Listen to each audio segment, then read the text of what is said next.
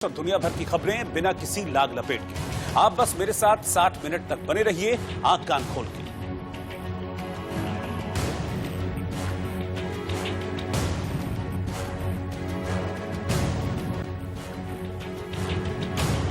प्रियंका गांधी रामपुर पहुंची। वहां पर कांग्रेस महासचिव रामपुर के डिबडिबा गांव गई और 26 जनवरी को दिल्ली की ट्रैक्टर रैली में मारे गए नवरीत सिंह की अंतिम अरदास में शामिल हुई। इस दौरान प्रियंका ने कहा कि नए कृषि कानून किसानों के खिलाफ हैं, लेकिन इससे भी बड़ा अपराध शहीदों को आतंकी कहना और उनके आंदोलन को राजनीतिक साजिश के तौर पर देखना है। इससे पहले कांग्रेस महासचिव प्रियंका गांधी रामपुर के डिबडिबा गांव पहुंची और 26 जनवरी को दिल्ली की ट्रैक्टर रैली में मारे गए किसान नवरीत सिंह की अंतिम अरदास में शामिल हुई। इस दौरान प्रियंका ने नवरीत सिंह को श्रद्धांजलि अर्पित की और काफी देर तक परिवार के साथ बैठकर उनको सांत्वना देती नजर आई। प्रियंका ने नवरीत के घर वालों से कहा कि आपके बेटे की शहादत बेकार नहीं जाने देंगे, क्योंकि कृषि कानूनों की वापसी तक ये लड़ाई जारी रहेगी। मैं ये कह सकती हूँ कि आज अगर सबसे बड़ा जुल्म हो रहा है, हाँ, ये 3 कानून हैं जिनको सरकार वापस नहीं चाहती और उसको वापस लेना चाहिए। ये बहुत बड़ा जुल्म हो रहा है किसानों के साथ, लेकिन इससे बहुत बड़ा जुल्म ये कर रहे हैं जब ये शहीदों को आतंकवादी कहते हैं, जब ये इस किसान के आंदोलन को अपने लिए एक राजनीतिक मतलब साजिश की तरह के देखते हैं। ये बहुत बड़ा जुल्म।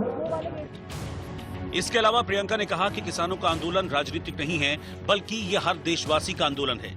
हम पूरी तरह से किसानों के साथ खड़े हैं, नवनीत जी के परिवार के साथ, उन सब शहीद किसानों के साथ और उन सब किसानों के साथ जो आज भी इतने दिनों बाद, महीनों के संघर्ष के बाद दिल्ली के बॉर्डर पे बैठे हुए हैं। मैंने वहाँ भी कहा कि सबसे बड़ा जुल्म ये है कि हमारी सरकार, देश की जो सरकार है, वो पहचान नहीं रही है कि एक सच्चा संघर्ष है।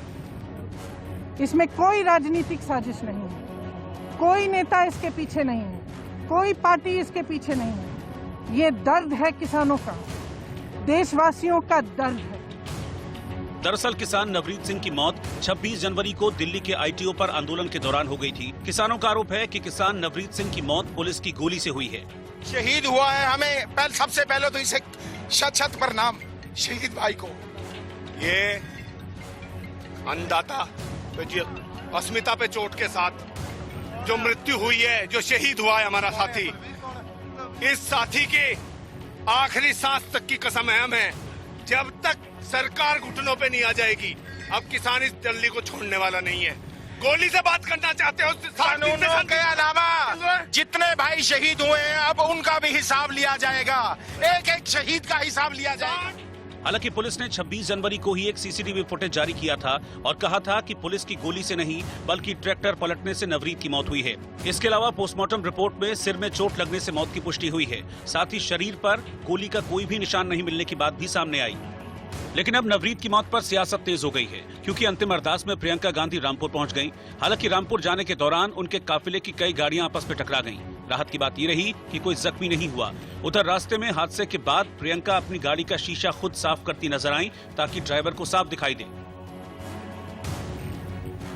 पुलिस ने गाजीपुर बॉर्डर पर किसानों को रोकने के लिए कुछ दिन पहले कई लेयर की बैरिकेडिंग करने के साथ ही सड़कों पर कीलें भी लगा दी थी। इस पर किसान नेताओं और विपक्ष ने सरकार पर निशाना साधा था, लेकिन अब इन कीलों को हटाने के फोटोज और वीडियो सामने आए। बॉर्डर पर हम मौजूद हैं। हमारे सामने एक शख्स जा रहा है जिसके हाथ में ये वो वाली पट्टी है जिस पर कीलें लगी हुई थी, और कीलें क्योंकि उखाड़ दी गई हैं, वहां से जो कीलों का पैनल था वो यहाँ पर उखाड़ दिया गया है। और आप देखिए ये शख्स यहाँ पर लेकर जा रहा है। क्यों ये उखाड़ी गई हैं, हालांकि इसका रीजन साफ नहीं है। ये जो कीलें हैं क्यों उखाड़ी गई हैं, किसने उखाड़ी? काम करता हूँ जी, तो कुछ असामाजिक तत्व से कौन लोग थे वो लोग? तो देखिए इनका ये कहना है कि इनको नहीं पता है कि कीलों के ये पैनल किसने उखाड़े हैं, लेकिन हमने आपको रात को दिखाया था कि कैसे इन जो पैनल्स हैं इनको उखाड़ दिया गया है। और अब ये पैनल्स दिल्ली वाले हिस्से में इन 2 लोगों ने लाकर रखे हैं। और यहाँ पर आप जवान देख सकते हैं, कीलों को पूरी तरह से उस समय उखाड़ा गया जब यहाँ पर एक पैनल आया हुआ था सांसदों का, और जो पुलिस की पूरी सुरक्षा थी उनका फोकस जो है वो उनकी तरफ था, सांसदों की तरफ था। और उस दौरान ये जो पैनल है वो उखाड़ा गया है। मैं अपने साथी पंकज को कहूंगा कि वो वापस नीचे की तरफ टिल्ट डाउन करके कैमरा लाएं और यहाँ दिखाएं। अब आपको ये सरफेस जो है वो पूरी तरह से खाली नजर आएगा। यहाँ पर कुछ था, क्या था वो मैं आपको बता देता हूँ। यहाँ पर वो कीलों के पैनल लगे हुए थे जिन पर कीलें गड़ी हुई थी और वो ट्रैक्टर रोकने के लिए लगाए गए थे। तस्दीक मैं करा देता हूँ। देखिए ये देखिए, यहाँ पर उन पैनल्स को गाड़ा गया था और अब वो पैनल यहाँ पर नहीं है। जिस समय हमने बताया कि सांसदों का पैनल आया हुआ था, ठीक उसी समय यहाँ से वो पैनल उखाड़ दिए गए। किसने उखाड़े, ये सवाल तो बड़ा है। क्या कुछ हुआ, ये हालांकि अब जांच का विषय है, लेकिन अब एक भी यहाँ पर नुकीली कील आपको नजर नहीं आएगी। हमने एक शख्स को देखा जो उन पैनल को लेकर दिल्ली की तरफ जा रहा था, उसमें कीलें लगी हुई थी। उस शख्स ने कहा कि उसे कहा गया था कि वो दिल्ली की तरफ उन पैनल्स को लेकर आए। उधर गाजीपुर बॉर्डर पर बैठे किसान नेता राकेश टिकैत ने फिर ऐलान किया कि संयुक्त किसान मोर्चा 6 फरवरी को 3 घंटे का चक्का जाम करेगा। गाजीपुर बॉर्डर पर कील हटाए जाने पर टिकैत ने कहा कि देखते जाइए, एक एक कील हटाकर ले जाएंगे। इनकी कील काटेंगे, जो गाड़ी है कील काट के चले गए। हम बीज बोओगे, ये कील बोओगे, ये कौन सा गणित है? मतलब हम खेतों में बीज बोते हैं, ये कील बोते हैं। ये कील काट के चले गए। वे ले लिया हमने अपने कब्जे में, कुछ ले लिया, कुछ न पाट लिए। वे पंचायत घर में रखे जाएंगे। वे जो कील कांटी थी ना, वे सब रखे जाएंगे सोडम के पंचायत घर में, वहां रखेगी उसको जनता। काटो तुम कील, फिर कहेंगे कील काटने की बात करी, हाँ करी। जब तक दिमाग ठीक नहीं करने का कर लेंगे, इनकी कील काट के बिना जाने के नहीं आते। कील काट लेंगे इनकी एक इनकी हिम्मत है काम न करे। नहीं, यहाँ पर वोट मिलेगी, किसी को तलाश करने की जरूरत नहीं है कि इस आंदोलन से कोई वोट ले जाएगा। ये रोटी मिल सकती है, यहाँ पे वोट नहीं मिलने की गलतफहमी मत रहना। यहाँ ना मंच मिलेगा ना माइक मिलेगा। गलतफहमी में यहाँ पे वोट की तलाश में मत आना। यहाँ पे जंग छिड़ी हुई है, हम जंग पार करके जाएंगे। जिसको जो लेना है अपना बाहर काम करो, जो कुछ लूटना लूट लो। ये मंच नहीं है, जो कुछ करना बाहर करो। यहाँ पे आ रहे हैं बहुत सम्मानित हमारे जो लोग हैं, एमपी है, एमएलए हैं, वे आते हैं, उनको बैठाते हैं, उनसे मिलते हैं। वे एक किस्म से हमारे मेहमान हैं, हमारे दुख दर्द में आ रहे हैं। उनका सम्मान है, पूर्ण रूप से सम्मान हम करेंगे। लंगर भंडार चखाएंगे, उनसे बात करेंगे। प्रेस के लोग से बात करो, क्योंकि संयुक्त मोर्चे का ये नियम बन चुका है कि कोई भी पॉलिटिकल आदमी मंच पे ना जाए। इसके अलावा राकेश टिकैत ने किसानों के मंच से प्रधानमंत्री मोदी के लिए अपशब्द न कहे जाने की भी अपील की। कहा कि पीएम पे कटाक्ष न करें, इसकी वजह क्या है? क्यों करेगा कोई, किसी को गाली क्यों दे देगा? पहले तो बहुत कुछ कहा जाता सरकार के बारे में। नहीं, गाली गलौज या गलत भाषा का इस्तेमाल इस मंच से कभी नहीं हुआ। ये 3 दिन से शिकायत मिली है कि पीएम या किसी के भी बारे में गाली गलौज का इस्तेमाल हुआ है। वो उसका व्यक्तिगत निर्णय होगा। यहाँ से क्यों किसी को गाली दे देगा? जब हमको गाली कोई देता है तो हमको कैसा लगता है, किसी के बारे में कैसे दे देगा? यानी ये माना जाए कि मंच पर से अब पीएम विरोधी नहीं, लेकिन सरकार विरोधी नहीं। ये जो आपस में भी कोई देता है, न्यूसेंस करता है, वो वीडियो करवा कर उसको डालता है, वो क्यों ऐसा करेगा? तो क्या उन लोगों पे कार्रवाई करेंगे आप लोग जो कर रहे हैं? कोई मिलेगा इस तरह की कार्रवाई करेंगे। हमारी बातचीत है, हमारी वो है, सरकार से नहीं सहमति बननी है, कब बनेगी? तो माहौल खराब थोड़ा करा जाएगा कोई कि माहौल खराब करेगा। और इस बीच गाजीपुर बॉर्डर पर अकाली दल की सांसद और पूर्व केंद्रीय मंत्री हरसिमरत कौर बादल समेत 10 विपक्षी दलों के 15 नेता किसानों से मिलने पहुंचे, लेकिन आरोप है कि पुलिस ने उन्हें किसानों से मिलने से रोक दिया, जिसके बाद उन्हें बिना मिले ही वापस लौट जाना पड़ा।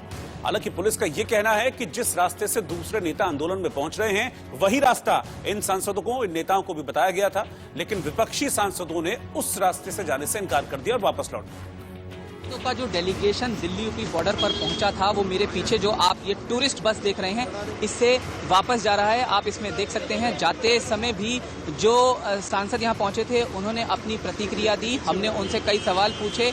उन्होंने कहा कि वो किसानों के लिए यहाँ आए हैं और संसद में भी इस मसले को वो उठाते रहे हैं, लेकिन दिल्ली पुलिस ने उन्हें यहाँ से जाने से मना कर दिया। मैं जिस हिस्से में मौजूद हूँ उसकी तस्वीरें आपको यहाँ से दिखाऊं तो वो सामने जो आपको नजर आ रहा है वो गाजीपुर की वो सीमा है जहाँ पर कीलें गाड़ी गई हैं और ये डेलीगेशन वहाँ तक पहुँचा था, लेकिन उससे आगे ये डेलीगेशन नहीं जा पाया और जाहिर है उसके बाद इन्हें अब वापस यहाँ से भेजा जा रहा है। ये लोग बस से इसी बस जिस बस से ये लोग आए थे उसी बस से फिलहाल वापस जा रहे हैं। इस तरफ यहाँ आपको लेकर चलते हैं, ये दिल्ली की तरफ से आने वाला हिस्सा है और यहाँ आप देखिए ये जो बैरिकेड्स हैं ये लगातार चर्चा का विषय बने हुए हैं। कांटे की तारें हैं और 12 लेन की बैरिकेडिंग है जिसमें जो दीवार है वो सीमेंट की भी है बीच में और साथ ही साथ यहाँ कीलें लगी थी। हालांकि आज वो हटा दी गई और बड़े ड्रामेटाइज अंदाज में उन्हें यहाँ से हटाया गया, लेकिन उस हिस्से में जहाँ आप तस्वीर देख रहे हैं वहां पर आज विपक्षी पार्टियों के सांसदों का एक डेलीगेशन पहुंचा जो यहां तक नहीं आ पाया। यूपी के हिस्से में जहां किसान बैठे हैं वो यहां तक नहीं आया। उन्होंने ये आरोप लगाया कि दिल्ली पुलिस ने उन्हें रोक दिया है, जाने से रोक दिया है, किसानों से मिलने से रोक दिया है। लेकिन वहीं दिल्ली पुलिस की तरफ से एक बयान आया जिसमें यह कहा गया है कि डेलीगेशन को नहीं रोका गया था। और आपको हाई एंगल टॉप एंगल से जो नजारा है वो आपको दिखाता हूं। आप वहां देखिए सामने किस तरह से जो बैरिकेड्स हैं वो किए गए हैं, बीच में एक दीवार बनाई गई है जो सीमेंट का बेसिकली एक बेस है। अगर ट्रैक्टर आगे जाने की कोशिश करता है तो वो नहीं जा पाए, इस तरह का बेस तैयार किया गया है। बैरिकेड के ऊपर आपको फेंसिंग नजर आएगी जो असल में एक तार बंदी है और ये तारें हमने आपको नीचे से भी दिखाई थी और आप ऊपर से इसका नजारा देख सकते हैं। और आप देखिए कई लेयर की बैरिकेडिंग है और उस तरफ जो जवान हैं वो भी आपको लगातार नजर आएंगे। आज इसी जगह पर कुछ विपक्षी दलों के सांसद भी पहुंचे थे लेकिन उन्हें अंदर नहीं आने दिया गया। उन्होंने ये आरोप लगाया, हालांकि इसमें भी दिल्ली पुलिस ने सफाई दी। लेकिन साथ साथ जो कील बंदी की गई थी उसको अगर मैं आज आपको विस्तृत रूप से बताऊं तो कीलें जो हैं वो आज यहां से हटा दी गई हैं। और दिल्ली पुलिस को अब पुरातत्व विभाग यानी एएसआई की ओर से शिकायत दी गई है जिसमें लाल किले में हिंसा के दौरान हुए पूरे नुकसान की जानकारी है। साथ ही उस पूरे मंजर के बारे में भी बताया गया है जो ट्रैक्टर परेड वाले दिन लाल किले में देखने को मिला था। चिट्ठी में लिखा गया है कि 26 जनवरी दोपहर 12:20 पर 25 ट्रैक्टर और 300 प्रदर्शनकारी लाल किले के पास पहुंचे। दिल्ली पुलिस और सीआईएसएफ ने भीड़ को काबू किया। लाहौरी गेट के तीनों गेट बंद कर दिए गए, लॉक कर दिए गए, लेकिन फिर भी प्रदर्शनकारियों ने लाहौरी गेट से एंट्री करने की कोशिश की। 26 जनवरी दोपहर 1 बजे लाहौरी गेट से एंट्री नहीं मिली तो प्रदर्शनकारी सुभाष मार्ग से आगे बढ़े और लाल किले में जबरदस्ती घुसने की कोशिश करने लगे। इस दौरान ticket counter, door frame, metal detector और बैगेज स्कैनर को तोड़ दिया गया और प्रदर्शनकारी लाहौरी गेट के एंट्रेंस तक पहुंच गए थे। 26 जनवरी दोपहर 1 बजे लॉक लाहौरी गेट के दरवाजे पर भीड़ चढ़ गई। दरवाजे पर चढ़कर भीड़ लाल किले के अंदर कूद गई। इस दौरान ज्यादातर प्रदर्शनकारियों के पास हथियार थे। प्रदर्शनकारियों ने ट्रैक्टरों को रोकने के लिए बस तोड़ दी जो कि बस वहां पर खड़ी हुई थी और 3 ट्रैक्टर लाल किले के अंदर इस तरह से दाखिल हो गए। 26 जनवरी को 2 बजे तिरंगा फहराने वाली जगह पर दूसरा झंडा फहरा दिया गया। इतना ही नहीं 2 और 3 लोगों ने पोल पर 2 और झंडे लगा दिए। 26 जनवरी शाम 5 बजे प्रदर्शनकारियों को बड़ी मुश्किल से लाल किले से निकाला गया जिसमें दीप सिंह सिद्धू, इकबाल सिंह, जुगराज सिंह समेत कई हिंसक प्रदर्शनकारी शामिल थे। इस दौरान लाल किले को काफी नुकसान पहुंचा जिसमें 2 छोटे बुर्ज हटाए गए, एक छज्जे और रेलिंग को नुकसान पहुंचा है। इसके अलावा इलेक्ट्रिकल लाइट्स और फिटिंग्स भी उस हंगामे के दौरान तोड़ दी गई थी और साथ ही टिकट काउंटर को पूरी तरह से तबाह कर दिया गया था और यह सारी जानकारी इस लेटर में है। जम्मू कश्मीर के राजौरी में पाकिस्तान की फायरिंग में एक जवान शहीद हो गया। जम्मू कश्मीर के राजौरी जिले में नियंत्रण रेखा पर पाकिस्तान की ओर से की गई गोलीबारी में सेना का एक जवान शहीद हो गया। रक्षा प्रवक्ता के मुताबिक इस साल पाकिस्तान की गोलीबारी में जोधपुर के लक्ष्मण शहीद होने वाले चौथे जवान हैं। कोरोना टीकाकरण के मामले में भारत ने अमेरिका और ब्रिटेन को पछाड़ दिया है। महज 18 दिनों में 40 लाख लोगों को टीका लगाया गया है। दिल्ली में मुख्यमंत्री अरविंद केजरीवाल ने स्विच दिल्ली अभियान की शुरुआत की। सीएम ने कहा कि अगले 6 महीने में दिल्ली सरकार पूरी तरह से इलेक्ट्रिक व्हीकल पर स्विच हो जाएगी। आम लोगों में भी इलेक्ट्रिक व्हीकल्स को बढ़ावा देने के लिए ये अभियान लॉन्च किया गया है। चौरी चौरा कांड के 100 साल पूरे होने पर प्रधानमंत्री नरेंद्र मोदी ने शताब्दी समारोह का शुभारंभ किया। पीएम मोदी ने इस मौके पर डाक टिकट भी जारी किया।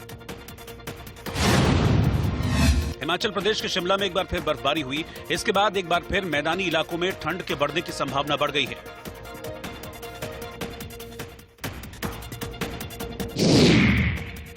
आम बजट पेश होने के दिन से शेयर बाजार में अच्छी बढ़त का जो सिलसिला शुरू हुआ वो गुरुवार को भी जारी रहा। सेंसेक्स 358 अंक की उछाल के साथ 50,614 पर बंद हुआ।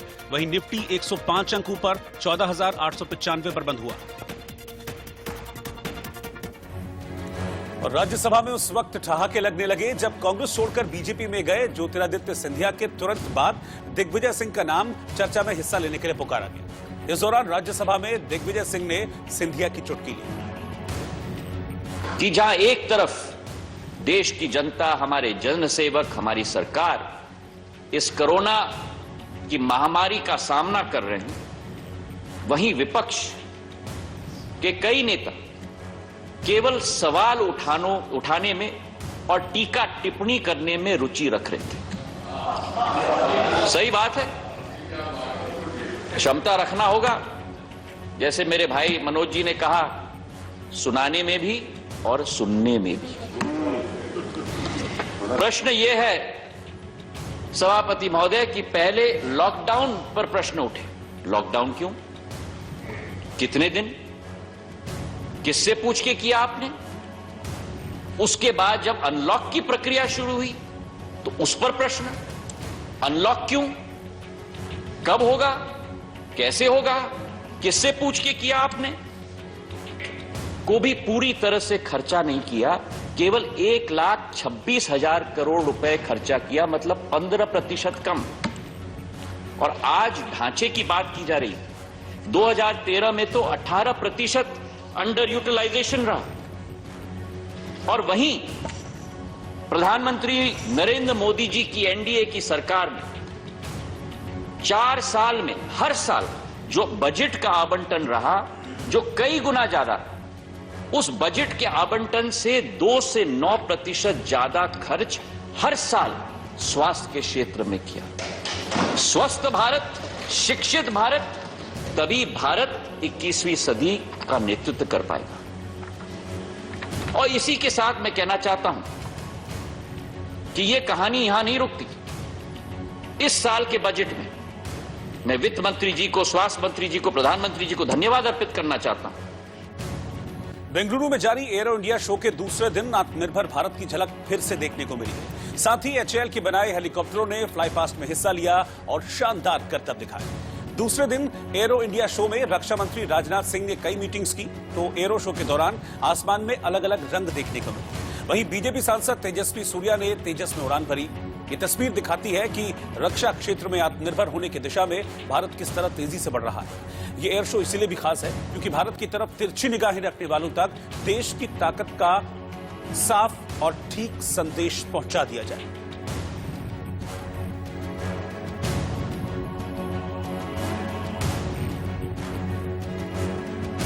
गुजरात के अहमदाबाद में 2 दिन में 190 कबूतरों की मौत हो गई, जिसके बाद बर्ड फ्लू की आशंका जताई जा रही है। जिले के पशुपालन विभाग ने नरौल क्षेत्र में कबूतरों की मौत का कारण जानने के लिए एवियन फ्लू की जांच के लिए 2 नमूनों को भोपाल स्थित लैब भेजा।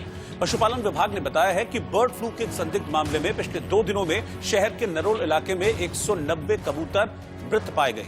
इसके बाद मृत पक्षियों को अलग रखा और इस पूरे इलाके को सैनिटाइज किया गया है। अभी तो हम क्या कर रहे हैं कि ये अभी बर्ड फ्लू का जो एक जो एसओपी होता है, तो वो एसओपी के मुताबिक हम आगे बढ़ रहे हैं, क्योंकि अभी पोस्टमार्टम कर नहीं रहे हैं। क्योंकि इसमें क्या है कि अगर बर्ड फ्लू होता है तो इसमें प्रॉब्लम ये होता है कि हम पोस्टमार्टम नहीं कर सकते। तो अभी हमने सैंपल जो भेजा है, 2 दिन में जो हमारा रिजल्ट आ जाएगा, उसके बाद हम जो हमारी एक्शन होनी है वो उसके बाद ही हो सकती है। उत्तर प्रदेश के बलरामपुर जिले में बड़ा हादसा हो गया। उत्तर प्रदेश में बलरामपुर के फिरोजपुर गांव में हाई टेंशन तार की चपेट में आने से 3 मजदूरों की मौके पर ही मौत हो गई। यहां खेत में बोरिंग करते समय बोरिंग का पाइप हाई टेंशन तार पर गिर गया, जिसकी चपेट में 3 लोग आ गए। उत्तर प्रदेश में अलीगढ़ के अतरौली इलाके में एक निजी अस्पताल के संचालक का शव कार से बरामद होने पर हड़कंप मच गया। शव को जलाने की कोशिश की गई। आशंका जाहिर की जा रही है कि प्रेम प्रसंग में हत्या हुई है। उत्तर प्रदेश के नोएडा में चौरी चौरा शताब्दी समारोह मनाया गया। इस मौके पर नोएडा के सेक्टर 29 में शहीद स्थल से स्कूली बच्चों ने रैली निकाली और शहीदों को याद किया।